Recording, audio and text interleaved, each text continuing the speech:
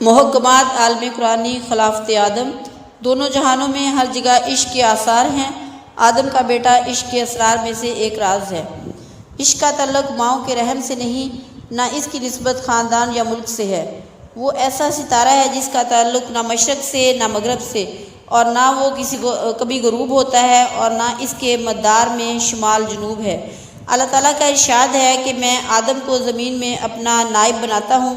انسان کی تقدیر ہے، اور زمین سے آسمان تک ہر شے کی تسخیر اس تقدیر کی تفسیر ہے۔ موت، قبر، حشر، نشر سب اس کے احوال ہیں۔ اسی کے اعمال جہان آخرت میں نور اور نار بنتے ہیں۔ وہ امام ہے، وہی صلاۃ، اور وہی حرم، وہی سیاہی ہے، وہی لوح محفوظ اور وہی قلم۔ غیب آہستہ آہستہ اس کے لیے حضور بنتا ہے، نہ اس کی کوئی حدود ہے نہ اس کے ملک کی۔ اس کے وجود سے امکانات کا اندازہ ہوتا ہے، اس کی راست روی ممکنات کے لیے کسوٹی ہے۔ میں اس کے بے کراں سمندر کی کیا بات کروں، اس کے دل کے اندر نئے ادوار پوشیدہ ہیں۔ عالم انسان میں سما جاتا ہے، لیکن انسان عالم میں نہیں سماتا۔ آدم کی جلوت سے مہر و ماہ آشکار ہیں، اور اس کی خلوت تک جبریل علیہ السلام کی بھی رسائی نہیں۔ آدم کا مقام آسمان سے بھی بلند تر ہے۔ احترام آدم ہی تہذیب کی بنیاد ہے۔ اے زندہ دل، کیا تو جانتا ہے کہ زندگی کیا ہے؟ عشق یک بھی کثرت میں وحدت کا تماشا کرتا ہے۔ مرد و زن ایک دوسرے سے وابستہ ہیں، کائنات شوق کی نقش بندی کرتے ہیں۔ عورت نار حیات کا محافظ ہے۔ اس کی فطرت ایسی لوح ہے جس پر اسرار حیات رقم ہوتے ہیں۔ وہ ہماری آتش کو اپنی جان میں سماتی ہے، چنانچہ اس کا جوہر خاک کو آدم بنا دیتا ہے۔ اس کے ضمیر کے اندر زندگی کے امکانات پوشیدہ ہیں۔ اس کی تب و تاب سے زندگی ثبات پاتی ہے۔ وہ ایسا شعلہ ہے جس سے کئی شرر ٹوٹتے ہیں۔ اس کے سوز کے بغیر روح بدن صورت پذیر نہیں ہوتے۔ ہماری توقیر اس کے وقار سے ہے۔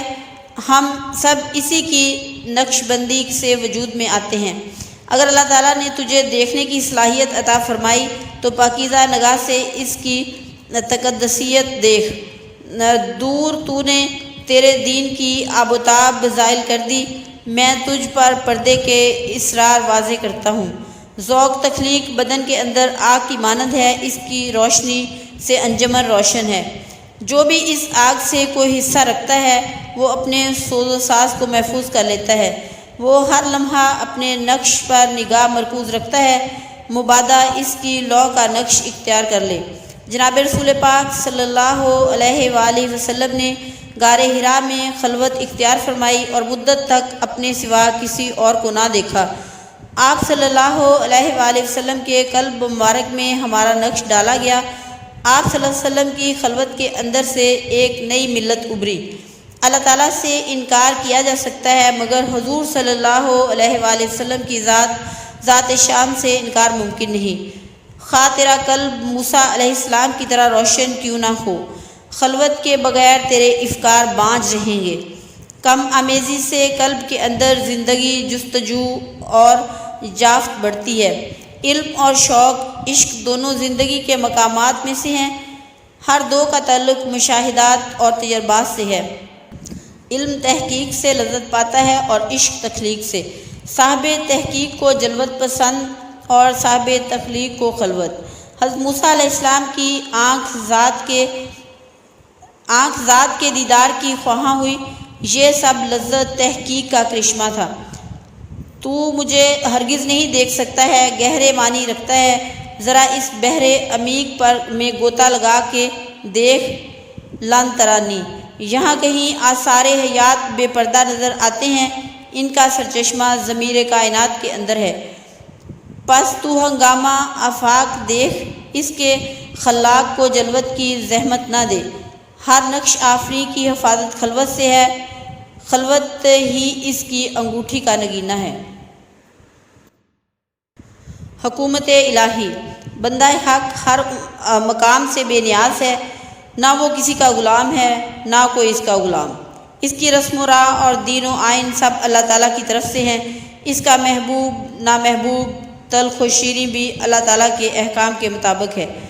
عقل خود بھی دوسرے کی خیر خواہی سے بے خبر ہے، وہ صرف اپنا فائدہ دیکھتی ہے، کسی اور کا فائدہ نہیں۔ حق تعالیٰ کی وحی سب کا فائدہ پیش نظر رکھتی ہے، اس کی نگاہ میں ہر ایک کی بہبود اور مفاد ہے۔ احکام وحی صلح و جنگ دونوں عدل پر مبنی ہیں، وہ دوستی دشمنی میں نہ کسی کی رعایت کرتے ہیں نہ کسی کا خوف رکھتے ہیں۔ جب اللہ تعالیٰ کے علاوہ کوئی اور کسی کام کا حکم دیتا ہے تو اس کے طاقتور کمزور پر مسلط ہو جاتے ہیں۔ روئے زمین پر حکومتیں جبر سے قائم ہوتی ہیں، اس لیے ما سوا اللہ کی حکومت کافری ہے۔ پختہ کار زبردست آمر قوانین کے ذریعے اپنے ارد گرد قلعہ بنا لیتا ہے، تیز چنگ اور زودگیر شاہی ممولوں کو اپنے امور حکومت میں مشیر بناتا ہے، جبر و تسلط کو قانون اور آئین کی صورت دیتا ہے، گویا اندھا اندھے کو سرما عطا کرتا ہے۔ بادشاہوں کے آئین و دستور کا نتیجہ یہ ہوتا ہے کہ جاگیردار موٹے ہو جاتے ہیں اور دہقان تکلے کی مانند نحیف و نازار۔ فرنگی جمہوریت کے دستور پر افسوس، فرنگ کی بانگ سور سے مردہ زندہ ہونے کی بجائے اور زیادہ مردہ ہو جاتا ہے۔ فرنگی شبدہ باز گردش کرنے والے آسمان کی بساط پر قوموں کو بطور مہرے رکھے ہوئے ہیں۔ کھیلنے والے دولت اکٹھی کرتے ہیں اور میرے دکھ اور یہ لمحہ ایک دوسرے کی گھات میں ہیں۔ سر دل براں کہنا چاہیے ہم مال و متاع ہیں اور یہ سب سوداگر۔ سونے چاندی کی محبت نے ان کی آنکھوں سے ہمدردی چھین لی ہے، یہاں تک کہ مائیں اپنے بیٹوں کو بوجھ سمجھنے لگی ہیں، ممتا جیسی چیز بھی ختم ہو گئی ہے۔ افسوس اس قوم پر جو پھل کے خوف سے شجر کے اندر کی نمی کو ضائع کر دیتی ہے، اس خوف سے کہ اس کا مضراب تاروں سے نغمہ پیدا نہ کرے، وہ نوزائیدہ بچوں کو رحم کے اندر ختم کر دیتے ہیں۔ اگرچہ فرنگ رنگا رنگ انداز رکھتا ہے مگر میں انہیں دیکھ کر عبرت حاصل کرتا ہوں۔ اے وہ شخص جو ان کی تقلید کا غلام بنا ہوا ہے، آزاد ہو، قرآن پاک کا دامن تھام اور صحیح معنوں میں مرد حر بن۔ ارض ملک داست، زمین اللہ کی ملکیت ہے۔ مشرق و مغرب میں آدم کی تاریخ یہ بتاتی ہے کہ لڑائی جھگڑے کے سارے فتنے زمین کے لیے پیدا ہوئے۔ یہ ایک دلہن ہے اور ہم سب اس کے شوہر، اور یہ صحرا ہم سب کے ساتھ بھی ہے اور ہمارے بغیر بھی۔ اس کے سارے ناز و ادا مکر و فن ہیں، نہ یہ تیری نہ یہ میری۔ یہ پتھر اور روڑے تجھ سے موافقت نہیں رکھتے، یہ آبادی کے اسباب ہیں اور تو سفر میں ہے۔ خفتہ اور بیدار میں اختلاط کیسا، مقیم کا مسافر سے کیا کام۔ اللہ تعالیٰ نے زمین کو صرف ہماری متاع فرمایا ہے اور یہ بے بہا متاع مفت ہے۔ جاگیردار مجھ سے یہ نکتہ سمجھ، زمین سے رزق اور قبر حاصل کر، زمین پر قبضہ نہ کر۔ تیری اس کی صحبت کب تک؟ تو اس وقت بھی تھا جب وہ نہ تھی۔ تو وجود رکھتا ہے اور وہ محض نمود ہے، اس کا کوئی وجود نہیں۔ جدید نظریہ کے مطابق مادہ صرف توانائی یا نور رہ گیا ہے۔ تو عقاب ہے، افلاک کی سیر کر، اپنے بال و پر کھول اور افلاک سے آزاد ہو۔ زمین اللہ تعالیٰ کی ہے، اس کے معنی ظاہر ہیں، جو اس ظاہر کو نہیں دیکھتا وہ کافر ہے۔ میں نہیں کہتا کہ مکان و آبادی کو چھوڑ دے، یہ جہاں رنگ و جو دنیا تمہاری دولت ہے۔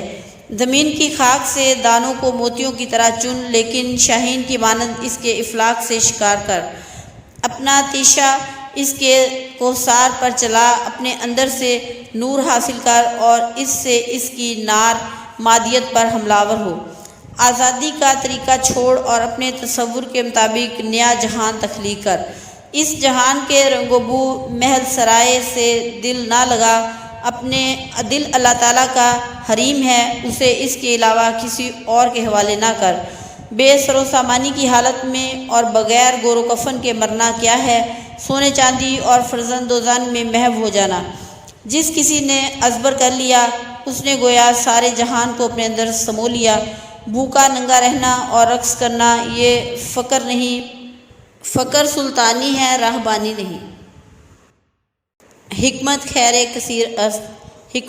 کثیر ہے، اللہ تعالیٰ نے حکمت کو خیر کثیر فرمایا، یہاں کہیں تو اس خیر کو دیکھے اپنا لے۔ علم مصنف اور خطیب کو شہ پر عطا کرتا ہے، اس سے معمولی شخصیت کو بھی اندرونی پاکیزگی حاصل ہو جاتی ہے۔ علم کا راستہ افلاک کی بلندیوں تک پہنچتا ہے، یہاں تک کہ وہ سورج کی آنکھ سے بھی نگاہ چھین لیتا ہے۔ علم ساری موجودات کی تاثیر حاصل کرنے کا نسخہ ہے، سب کی تقدیر اسی کی تدبیر کے ساتھ وابستہ ہے۔ اگر علم صحرا سے کہے کہ حباب دے تو وہ دے دیتا ہے، اگر وہ بحر سے کہے کہ سراب دکھا تو وہ دکھا دیتا ہے۔ علم کی نظر کائنات کے بارے میں تجربات پر ہے تاکہ وہ کائنات کے بنیادی اصول دیکھے۔ دل کو اگر اللہ تعالیٰ سے لگایا جائے تو یہ پیغمبری ہے، اور اگر اللہ تعالیٰ سے بیگانہ رہے تو یہی کافری ہے۔ اگر تو علم کو سوز و عشق کے بغیر پڑھے تو یہ شر ہے، ایسے علم کا نور بحر و بر کی تاریکی ہے۔ اس علم کے غازے سے دنیا اندھیر نگری بن جاتی ہے، اس کی بہار شجر زندگی کے پتے گرا دیتی ہے۔ بحر، صحرا، کوہسار، باغ، راگ سب اس کے طیاروں کے بمبوں سے داغ داغ ہو جاتے ہیں۔